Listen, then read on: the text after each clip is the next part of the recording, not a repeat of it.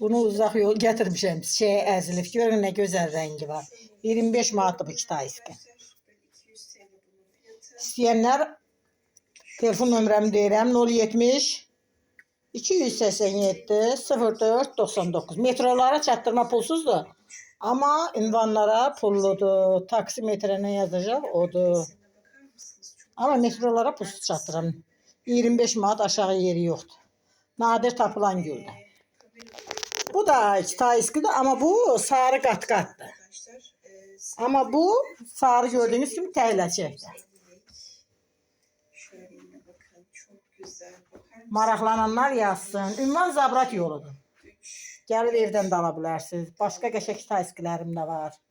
Bardov var, sarı qat-qat var. Ağı satmıram. Ağı var amma onu hələ satmıram. İnşallah onu da artıraram. Amma bardovdur. 2 dənə sarıdır. Sarının biri qat-qatdır, biri təhləçəkdir belədir. İndi əzilibdir də əlimdə. Ona görə bu cürə qalıb. Başında elə gözəl iri çiçəyi var. Yəni istəyənlər zəng eləyə bilər. Ünvan Zabrat yolu. Telefon nömrəmi yenə deyirəm 070 287 04 99. Metrolara çatdırma pulludur. Pulsuzdur, çalışıram. Gəncliyə çatdıra bilirəm. Qaraqarayevə, neftçilərə, xalqlara, Koroğluya çatdıra bilirəm. Razinə də apara bilərəm, metro olmayan yer. Yəni belə.